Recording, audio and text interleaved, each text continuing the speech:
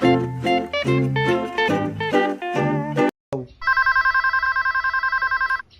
morning. Thank you for calling room service. This is Cyrus Culirin speaking. How may I help you? Hi, I want to order some foods. Certainly, sir. Do you have menu with you? It's Yes. on the table next to your bed. Did you see it? Yes. May I have your name and room number, please? My name is Justin and my room number is 16. Thank you for that information. Okay, Mr. Justin Almasan of room 16.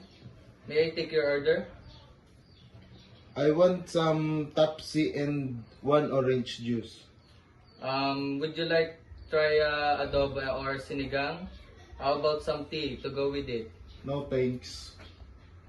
Is there anything else you would like to order? That would be all. Thank you. Okay, Mr. Justin Almasan, may I repeat your order? You ordered for Tapsi and orange juice, is that correct? Yes, that's perfect.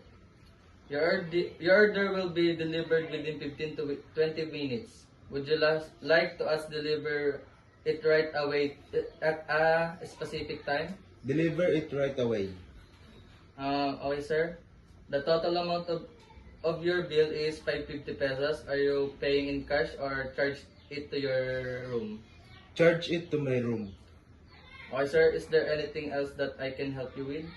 No thanks, I'm good. Okay, sir. Thank you for calling room service. Have a nice day. Good morning, sir. Are you Gerald de la Cruz of room 16? Yes.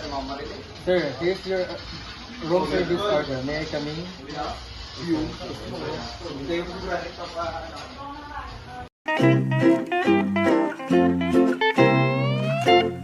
Sir, should I leave the food in your tray or do you want to put it on your table? Just put it on my table. Also, excuse me, sir. By the way, sir, I'm Cyrus James Culirin. I'll be your food service attendant for today. Excuse me, sir. Do you want me to open your curtains to brighten up your room? No. Okay, sir. Is there anything else that I can do for you, sir? Nothing. Okay, sir. Okay, sir. When do you want to come back to take your soiled dishes? After 1 hour, please. Okay, sir. If you're ready, just call us and dial 111. Thank you. Thank you and enjoy your meal and have a nice day. Thank you.